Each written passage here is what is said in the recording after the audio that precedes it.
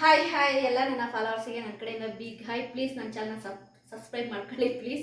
Okay, ನಾವು ಇವತ್ತು ಮಾಡ್ತಾ ಇದ್ದೀವಿ ಮಜ್ಜಿಗೆ ಸಾಂಬಾರು. ಅಂದರೆ ಈ ಮಜ್ಜಿಗೆ ಸಾಂಬಾರು ಇದೆಯಲ್ಲ ತುಂಬ ವಿಶೇಷವಾಗಿ ಮಾಡ್ತಾ ಇದ್ದೀನಿ. ಇದು ನಿಮ್ಮೆಲ್ಲರಿಗೂ ಇಷ್ಟ ಆಗುತ್ತೆ. ಇದರಲ್ಲಿ ಮುದ್ದೆನೂ ಊಟ ಮಾಡ್ಬೋದು, ರೈಸು ತುಂಬಾ ಟೇಸ್ಟಿಯಾಗಿರುತ್ತೆ. ಓಕೆ, ಮಜ್ಜಿಗೆ ಸಾಂಬಾರು ಮಾಡೋಕ್ಕೆ ಬೇಕಾಗಿರುವಂಥ ಇಂಗ್ರೀಡಿಯೆಂಟ್ಸ್ ಏನೇನು ಅನ್ನೋದನ್ನು ಹೇಳ್ತೀನಿ ನೋಡಿ. ಮೊಸರು ತಗೊಂಡಿದ್ದೀನಿ, ಗಟ್ಟಿ ಮೊಸರು ತೊಗೊಂಡಿದ್ದೀನಿ ಆಯಿತಾ. ಅದೇ ರೀತಿ ನೋಡಿ, ಮಿಕ್ಸಿಗೆ ಹಾಕೋಕ್ಕೆ ಒಂದು 2 ಸ್ಪೂನು ಅಕ್ಕಿ ಮತ್ತು ಬೆಳ್ಳುಳ್ಳಿ, ಗ್ರೀನ್ ಚಿಲ್ಲಿ, ಸ್ವಲ್ಪ ಅಂದರೆ ಒಂದು 4 ಪೀಸಷ್ಟು ತೆಂಗಿನಕಾಯಿ, ಆಮೇಲೆ ಒಗ್ಗರಣೆಗೆ ಈರುಳ್ಳಿ, ಟೊಮೊಟೊ, ಒಣಗಿದ ಮೆಣಸಿನ್ಕಾಯಿ, ಕರಿಬೇವಿನ ಸೊಪ್ಪು ತಗೊಂಡಿದ್ದೀನಿ. ಓಕೆ, ಈಗ ಏನೇನೋ ನಾವು ಮಿಕ್ಸಿ ಮಾಡೋಕ್ಕೆ ಹಾಕೋದು ಅನ್ನೋದನ್ನು ನಿಮಗೆ ತೋರಿಸ್ತೀನಿ. ಫಸ್ಟು ನಾವು ನೋಡಿ, ಈ ನೆನೆಸಿಟ್ಟಿರುವಂಥ ಅಕ್ಕಿನ ನಾನು ಇದಕ್ಕೆ ಹಾಕ್ತಾಯಿದ್ದೀನಿ. ಅಂದರೆ ಒಂದು 10 ಮಿನಿಟ್ಸ್ ಬಿಫೋರ್ ನೆನೆಸಿಡಬೇಕು ಅಕ್ಕಿನ. ಯಾಕೆ ಅಕ್ಕಿ ಹಾಕೋದು ಅಂದರೆ ಮಜ್ಜಿಗೆ ಸಾಂಬಾರಿಗೆ ಟೇಸ್ಟ್ ಚೆನ್ನಾಗಿರುತ್ತೆ, ಒಂದು ಸ್ವಲ್ಪ ತಿಕ್ಕಾಗುತ್ತೆ ಅನ್ನೋದಕ್ಕೋಸ್ಕರವಾಗಿ. ನೋಡಿ, ಅಕ್ಕಿ ಹಾಕಿದೆ ಜಾರಿಗೆ. ಈಗ ನಾನು ಒಂದು 5 ಹಸಿರು ಮೆಣಸಿನ್ಕಾಯಿ ತಗೊಂಡಿದ್ದೀನಿ, ಗ್ರೀನ್ ಚಿಲ್ಲಿ ತಗೊಂಡಿದ್ದೀನಿ ಒಂದು 5. ನಿಮಗೆ ಖಾರಕ್ಕೆ ಎಷ್ಟು ಬೇಕೋ ಅಷ್ಟು ತಗೊಳ್ಳಿ. ಒಂದು 3 ಪೀಸಷ್ಟು ತೆಂಗಿನಕಾಯಿ ತಗೊಂಡಿದ್ದೀನಿ. ಅದೇ ರೀತಿ ಒಂದು ಬೆಳ್ಳುಳ್ಳಿನ ಸಿಪ್ಪೆ ಸುಲಿದು ಹಾಕ್ತಾಯಿದ್ದೀನಿ. ಅದಾದ ನಂತರ ಒಂದು ನೋಡಿ 1/4 ಟೀ ಸ್ಪೂನಷ್ಟು ನಾನು ಅರಿಶಿನ ಪುಡಿ ಹಾಕ್ತಾಯಿದ್ದೀನಿ. ಈಗ ಜೀರಿಗೆ ಮತ್ತು ಬೆಳ್ಳುಳ್ಳಿ ಇದೇನೇ ಒಳ್ಳೆಯ ನಮಗೆ ಟೇಸ್ಟ್ ಕೊಡೋದು, ಹಾಗಾಗಿ ಸ್ವಲ್ಪ ಜೀರಿಗೆ ಹಾಕ್ತಾಯಿದ್ದೀನಿ. ಈಗ ನಾವು ಇದನ್ನು ಮಿಕ್ಸಿ ಮಾಡ್ಕೊಳ್ಳೋಣ. ನೋಡಿ, ನೀಟಾಗಿ ನಾನು ಪೇಸ್ಟ್ ಮಾಡ್ಕೊಂಡಿದ್ದೀನಿ. ಈಗ ನಾವೇನು ಮಾಡಬೇಕಪ್ಪ ಅಂದರೆ ನೋಡಿ, ಇಲ್ಲಿ ಮಜ್ಜಿಗೆ ಇದೆಯಲ್ವಾ, ಮೊಸರು ಇದೆಯಲ್ವಾ, ಈ ಮೊಸರನ್ನ ನಾವು ನೋಡಿ ಈ ಥರ ಬೀಟ್ ಮಾಡ್ಕೋಬೇಕು. ಯಾಕೆ ಬೀಟ್ ಮಾಡ್ಕೋಬೇಕು ಮೊಸರನ್ನ ಅಂದರೆ, ನೀವು ಹಾಗೆ ಹಾಕಿಬಿಟ್ರೆ ಒಂಥರ ಒಡೆದೋದಂಗೆ ಆಗುತ್ತೆ ಮೊಸರು. ಯಾವಾಗಲೂ ಅಷ್ಟೇ ಮಜ್ಜಿಗೆ ಸಾಂಬಾರು ಮಾಡೋತ್ತಿಗೆ ಮೊಸರನ್ನ ಈ ಥರ ನೀಟಾಗಿ ಬೀಟ್ ಮಾಡ್ಕೋಬೇಕು. ನೋಡಿ, ಈ ಥರ ನೀಟಾಗಿ ಬೀಟ್ ಮಾಡ್ಕೋಬೇಕು. ನೋಡಿ, ನಾನು ಒಂದು ಗ್ಲಾಸ್ ನೀರು ಹಾಕ್ಕೊಳ್ತಾ ಇದ್ದೀನಿ. ನೀರು ಹಾಕ್ಕೊಂಡು ಮತ್ತೆ ಈ ರೀತಿ ನೀಟಾಗಿ ಬೀಟ್ ಮಾಡ್ಕೋಬೇಕು. ಯಾಕೆಂದರೆ ನಿಮಗೆ ಮೊಸರು ಒಡೆದೋದಂಗೆ ಆಗಬಾರ್ದು ಅನ್ನೋದಕ್ಕೋಸ್ಕರವಾಗಿ ಈ ಥರ ನೀಟಾಗಿ ನಾವು ಬೀಟ್ ಮಾಡ್ಕೋಬೇಕು.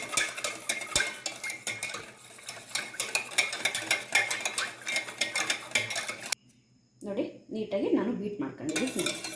ನಿಮಗೆ ಈ ಥರ ನೀಟಾಗಿ ಬೀಟ್ ಮಾಡ್ಕೋಬೇಕು. ನೋಡಿ, ನಾನೀಗ ಸ್ಟವ್ ಆನ್ ಮಾಡ್ಕೊಳ್ತಾ ಇದ್ದೀನಿ. ಈಗ ಒಂದು ಪಾತ್ರೆ ಇಟ್ಬಿಟ್ಟು ಸ್ವಲ್ಪ ನೀರಿದೆ, ಅದರಲ್ಲಿ ನೀರು ಆವಿಯಾಗಲಿ.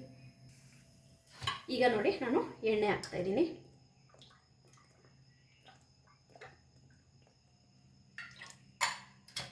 ಎಣ್ಣೆ ಬಿಸಿ ಆಗಲಿ. ನೋಡಿ, ಎಣ್ಣೆ ಕಾದಿದೆ, ಸಾಸಿವೆ ಹಾಕ್ತಾಯಿದ್ದೀನಿ.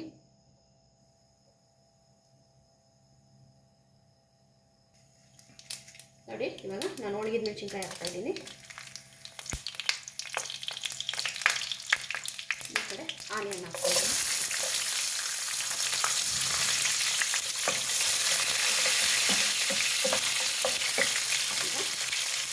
ಕರಿಬೇವು,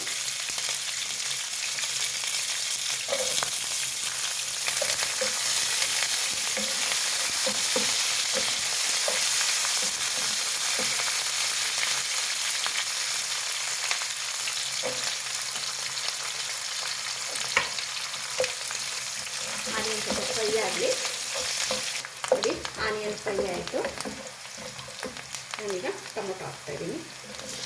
ಟೊಮೊಟೊನ ಏನು ಜಾಸ್ತಿ ಫ್ರೈ ಮಾಡ್ಕೋಬೇಕಂತ ಏನಿಲ್ಲ.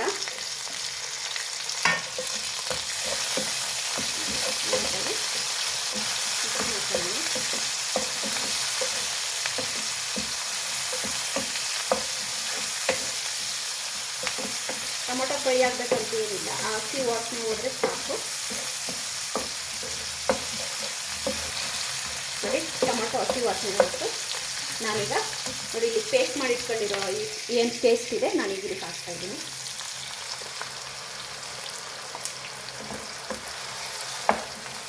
ನೀಟಾಗಿ ಮಿಕ್ಸ್ ಮಾಡ್ತೀನಿ.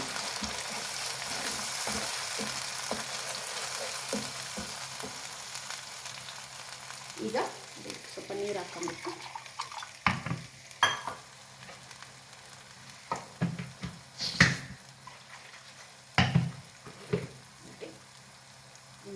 ಒಳಗಡೆ ಹಾಕ್ತಾಯಿದ್ದೀನಿ.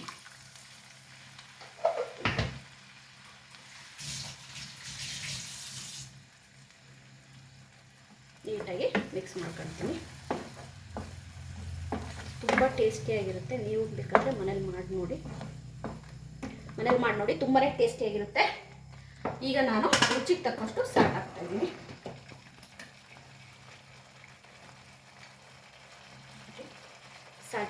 ರುಚಿಗೆ ತಕ್ಕಷ್ಟು.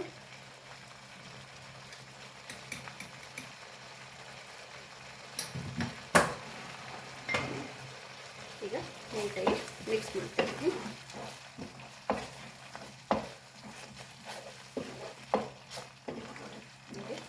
ಈ ಮಸಾಲ ಸ್ವಲ್ಪ ಫ್ರೈ ಆಗಬೇಕು, ಏಕೆಂದರೆ ಹಸಿ ಇರಬಾರ್ದು, ಸ್ವಲ್ಪ ಫ್ರೈ ಆಗಲಿ. ಯಾಕೆ ನಾವು ಈ ಹಸಿ ವಾಸನೆ ಹೋಗ್ದೇ ನಾವು ಈ ಮಜ್ಜಿಗೆನ ಹಾಕ್ಬಿಟ್ರೆ ಚೆನ್ನಾಗಾಗಲ್ಲ. ನೋಡಿ, ಇವಾಗ ಮಸಾಲೆ ಎಲ್ಲ ಫ್ರೈ ಆಯಿತು. ನೀವು ಈ ಮಸಾಲೆ ಫ್ರೈ ಆದಮೇಲೆ ಗ್ಯಾಸ್ನ ಅಂದರೆ ಸ್ವಲ್ಪ ಫ್ಲೇಮ್ನ ಕಮ್ಮಿ ಮಾಡ್ಕೋಬೇಕು, ಅಂದರೆ ಫುಲ್ ಕಮ್ಮಿ ಮಾಡ್ಕೋಬೇಕು. ಯಾಕೆಂದರೆ ತುಂಬ ಕುದೀತಿರ್ಬೇಕಾದ್ರೆ ಮಜ್ಜಿಗೆ ಆಗಲಿ ಮೊಸರು ಆಗಲಿ ಹಾಕಿದರೆ ಒಡೆದೋಗುತ್ತೆ. ಹಾಗಾಗಿ ಫುಲ್ಲು ಕಮ್ಮಿ ಮಾಡ್ಕೋಬೇಕು. ಫುಲ್ಲು ಕಮ್ಮಿ ಮಾಡಿಕೊಂಡು ನೋಡಿ ಎಷ್ಟು ನೀಟಾಗಿ ಬಂತು ಈ ಮಸಾಲೆ ಅಂತ. ಈಗ ನೋಡಿ ಫುಲ್ಲು ಕಮ್ಮಿ ಮಾಡಿಕೊಂಡು ಇಲ್ಲೇನು ನಾನು ಬೀಟ್ ಮಾಡಿ ಇಟ್ಕೊಂಡಿರೋ ಮೊಸರನ್ನ ನಾನು ಇದ್ರ ಒಳಗಡೆ ಹಾಕ್ತಾಯಿದ್ದೀನಿ. ನೋಡಿ, ಫುಲ್ಲು ಕಮ್ಮಿ ಮಾಡ್ಕೋಬೇಕು. ಈಗ ನೀಟಾಗಿ ನಾನು ಮಿಕ್ಸ್ ಮಾಡ್ತಾಯಿದ್ದೀನಿ. ನೀವು ಏನು ಗೊತ್ತಾ, ನೀಟಾಗಿ ಮೊಸರನ್ನ ಬೀಟ್ ಮಾಡಿಕೊಂಡು ಹಾಕ್ಬೇಕು. ಹಾಕಿದಾಗ ಒಡೆದೋದಂಗೆ ಆಗಲ್ಲ. ಇಲ್ಲ ಅಂತಂದರೆ ಈ ಮೊಸರು ಒಂಥರ ಒಡೆದು ಈ ಮೊಟ್ಟೆ ಹೇಗೆ ಪೀಸ್ ಒಡೆದೊಡೆದು ಕಾಣಿಸುತ್ತೆ ನೋಡಿ, ಆ ಥರ ಕಾಣಿಸುತ್ತೆ. ಹಂಗಾಗಿ ಯಾವಾಗಲೂ ನೀಟಾಗಿ ಮೊಸರನ್ನ ಬೀಟ್ ಮಾಡ್ಕೊಂಡು ಹಾಕಬೇಕು. ನೋಡಿ, ನಿಮಗೆ ತೆಳು ಬೇಕಾದರೆ ನೀರು ಕೂಡ ಹಾಕ್ಕೋಬೋದು. ನಿಮಗೆ ಯಾವ ಥರ ತಿಕ್ ಬೇಕಾದರೆ ತಿಕ್ಕಾಗಿರಲಿ, ಇಲ್ಲ ಸ್ವಲ್ಪ ವಾಟ್ರಿ ಆಗಿರಲಿ ಅಂತಂದರೆ ನೀರು ಕೂಡ ಹಾಕ್ಕೋಬೋದು. ನೋಡಿ ಎಷ್ಟು ಚೆನ್ನಾಗಿ ಬಂತು ಅಂತ. ಒಂದೇ ಒಂದು ಕುದಿ ಬಂದಮೇಲೆ ಇದನ್ನು ತೆಗೆದ್ರಾಯ್ತು. ಕುದಿನೂ ಬೇಡ, ಹಾಗೆ ಕೂಡ ನಾವು ಇದನ್ನು ಊಟ ಮಾಡ್ಬೋದು. ನಾನು ಸ್ವಲ್ಪ ಬಿಸಿ ಮಾಡ್ತಾಯಿದ್ದೀನಿ. ನೋಡಿ, ನಾನು ಮಜ್ಜಿಗೆ ಹಾಕಿದ ತಕ್ಷಣ ಈಗ ಸ್ಟವ್ ಆಫ್ ಮಾಡ್ತಾಯಿದ್ದೀನಿ. ನೋಡಿ, ಸ್ಟವ್ ಆಫ್ ಮಾಡಿದೆ ನಾನು. ಸಾಕು, ಈ ಬಿಸಿಲೇ ಮಜ್ಜಿಗೆ ಹೀಟ್ ಆಗಿರುತ್ತೆ, ಸಾಕು. ನೋಡಿ, ಯಾಕೆಂದರೆ ಕುದಿಸೋದೇನು ಬೇಡ. ಇದು ಮೊದಲೇ ನಾವು ಮಸಾಲೆನ ಕುದಿಸಿರ್ತೀವಲ್ಲ. ನೋಡಿ ಎಷ್ಟು ಚೆನ್ನಾಗಿ ಬಂತು ಅಂತೇಳಿ. ನಿಮಗೂ ಯಾರಿಗಾದರೂ ಈ ಥರ ಮಜ್ಜಿಗೆ ಸಾಂಬಾರನ್ನ ಮಾಡಿ ತಿನ್ನಬೇಕು ಅಂತ ಇದ್ದರೆ ಈ ಥರ ಮಾಡಿ ತಿನ್ನಿ, ಸೂಪರಾಗಿರುತ್ತೆ. ನನ್ನ ವಿಡಿಯೋ ನಿಮಗೆ ಇಷ್ಟ ಆದರೆ ಲೈಕ್ ಮಾಡಿ, ಸಬ್ಸ್ಕ್ರೈಬ್ ಮಾಡಿ.